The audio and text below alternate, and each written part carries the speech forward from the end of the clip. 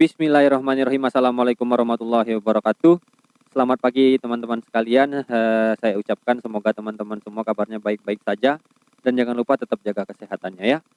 Kembali lagi ya bersama saya Revo Ramadan. Saya adalah seorang mahasiswa yang sekarang masih menempuh pendidikan profesi apoteker saya di Universitas Muhammadiyah Yogyakarta. Nah, saya sekarang posisinya adalah calon apoteker muda ya. Tapi saya mohon doanya dari teman-teman, semoga pada tahun ini saya bisa lulus dan menjadi apoteker yang amanah ke depannya. Di kesempatan sebelumnya kemarin saya bahas tentang paracetamol, tapi pada kesempatan ini saya pengen bahas obat yang lain.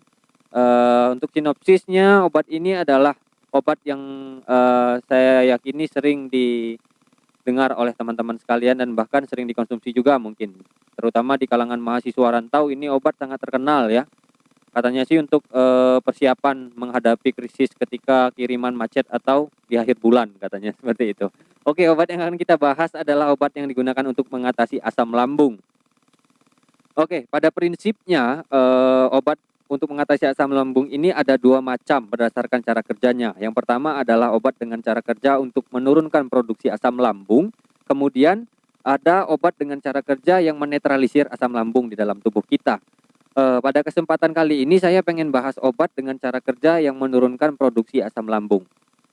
Di luaran sana memang banyak beberapa merek yang dijual ya dengan mekanisme menurunkan produksi asam lambung ini. Tapi yang pengen saya bahas pada kesempatan kali ini adalah dengan merek ini, omeprazol. Oke, omeprazol ini adalah salah satu obat yang mekanisme kerjanya menurunkan produksi asam lambung di dalam tubuh ya. Dengan kekuatan dosis 20 mg per satu kapsulnya, dengan isi satu strip itu 10 kapsul. Bisa Anda dapatkan di apotik terdekat, jangan di tempat yang lain. Untuk harga, insya Allah masih terjangkau di kantong ya. Kemudian untuk cara pembeliannya, omeprazol ini masuk ke dalam golongan obat keras ya.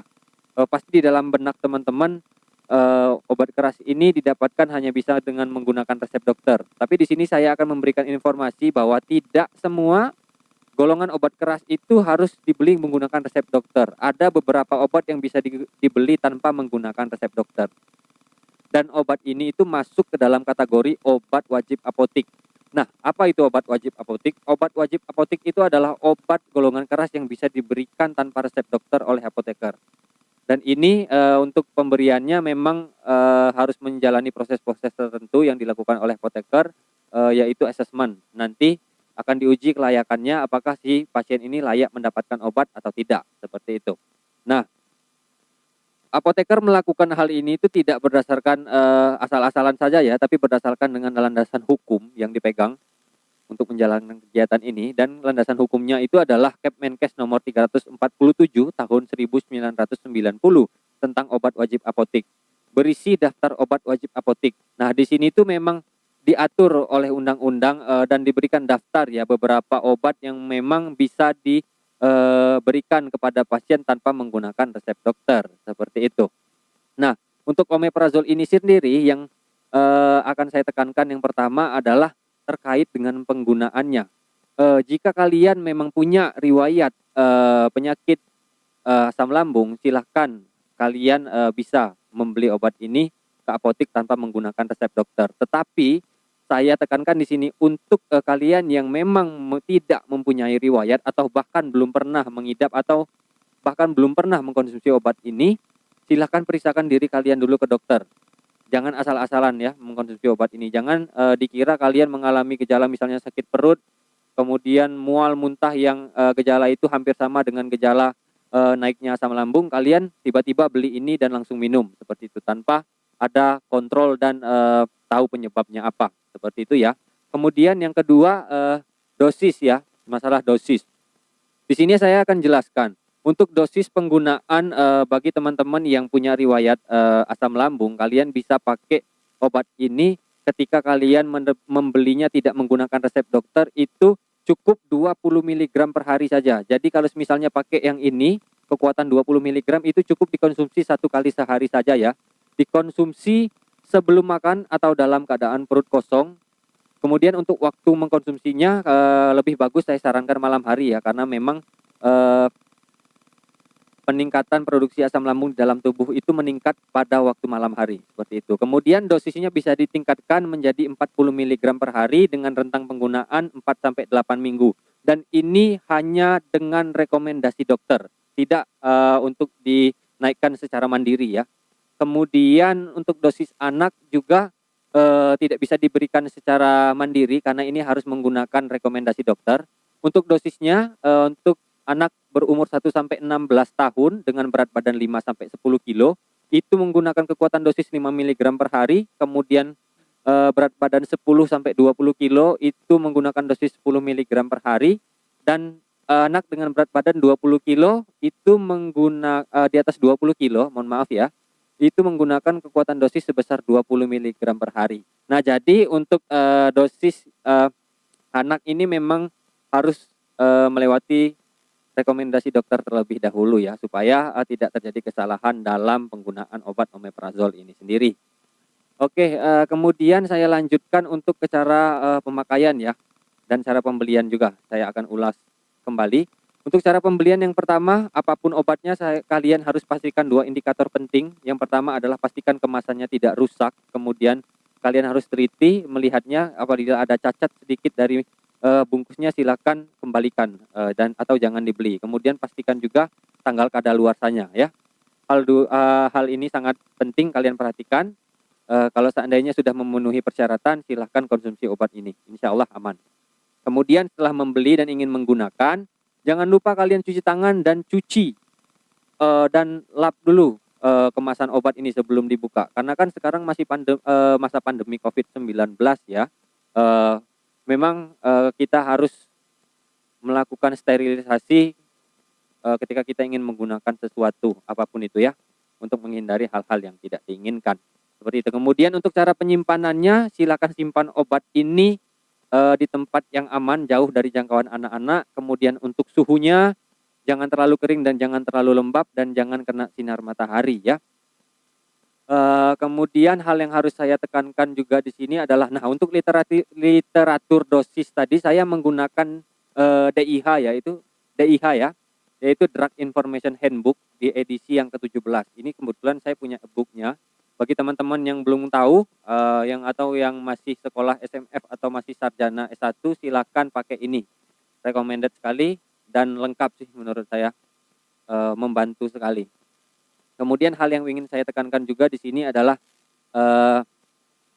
ketika kalian sudah mengkonsumsi obat ini, bagi orang yang mempunyai riwayat membeli obat ini tanpa resep, kemudian kalian tidak mengalami perbaikan di hari kedua atau di hari ketiga, silakan periksakan diri kalian ya ke dokter. Jangan dipaksakan untuk mengkonsumsi obat ini lebih banyak, karena bisa jadi ya obat yang kalian konsumsi seperti biasa, yaitu omeprazol ini, tidak cocok dengan keadaan kalian pada saat itu. Jadi kalau seandainya sudah 2 atau 3 hari gejalanya tidak kunjung hilang, silahkan periksakan diri kalian ke dokter. Dan untuk orang yang memang mungkin belum punya riwayat atau belum pernah periksa dan belum pernah konsumsi obat ini, silahkan periksa dulu ke dokter. Oke? Kemudian untuk efek samping ya, efek samping ini kalian nggak usah takut. Untuk efek samping, saya rasa memang seluruh obat punya efek samping ya, tapi tidak semua orang mengalami efek samping karena tergantung tubuhnya masing-masing ya. Tidak semua orang bisa kena efek samping. Tapi untuk omeprazol ini sendiri, efek samping yang sering timbul seperti sakit kepala ya, kemudian diare, kemudian bisa juga merasa sembelit kita di perut seperti itu ya. Tapi kalian tidak usah khawatir. Kalau seandainya rasa-rasa seperti sakit kepala, kemudian sembelit dan mual itu dirasa sangat mengganggu, silakan stop penggunaan obatnya dan konsultasikan keadaan kalian ke dokter dahulu, biar dokter nanti yang menentukan obat yang cocok dan dosis yang cocok untuk kalian itu seperti apa. Oke, saran saya ya, akan lebih bagus kalian menggunakan obat ini secara bijak dan berkonsultasi dengan orang yang mengerti. Jangan mendengar berita dari mana-mana tiba-tiba langsung beli dan menebak secara mandiri lah apa yang kalian idap, karena nanti yang rugi kalian sendiri ya kalau menurut saya. Kemudian saya juga pernah mendengar dari beberapa pengalaman saya terjun ke lapangan ketika praktek, obat ini sering disalahgunakan oleh orang-orang yang sedang menjalani program diet. Karena kan memang orang-orang yang diet itu memang mereka membatasi makan atau bahkan memang tidak makan sama sekali ya. Jadi memang potensi untuk mengidap asam lambung itu tinggi. Apalagi, yang tidak makan itu bisa menyebabkan, kenaikan asam lambung secara berulang dan mereka biasanya mengkonsumsi obat ini untuk menekan gejala-gejala yang tidak, mengenakkan itu. Saya sarankan, teman-teman di luaran sana jika ada yang masih melakukan hal ini silahkan stop dari sekarang ya, karena itu fatal nanti akibatnya bagi teman-teman sendiri dan sangat merugikan. Oke, mungkin itu ya yang bisa saya sampaikan pada kesempatan kali ini. Eee, Mungkin saya akan lanjutkan penjelasan obat-obat lainnya di vlog saya selanjutnya. Semoga apa yang saya sampaikan pada kesempatan pagi ini bisa bermanfaat bagi teman-teman sekalian, dan jika ada kritiknya silahkan, klik, diketik di komen, bukan diklik ya, diketik di komen, secara bijak. Itu akan menjadi masukan yang sangat baik bagi saya untuk perbaikan ke depan. Kemudian, jika kalian ada request ingin membahas obat apa, silahkan di komen juga, nanti akan saya coba pelajari dan saya akan share ke kalian, seperti itu ya. Mungkin itu ya, sekali lagi terima kasih atas perhatiannya, lebih dan kurang saya mohon maaf, saya akhiri. Assalamualaikum warahmatullahi wabarakatuh.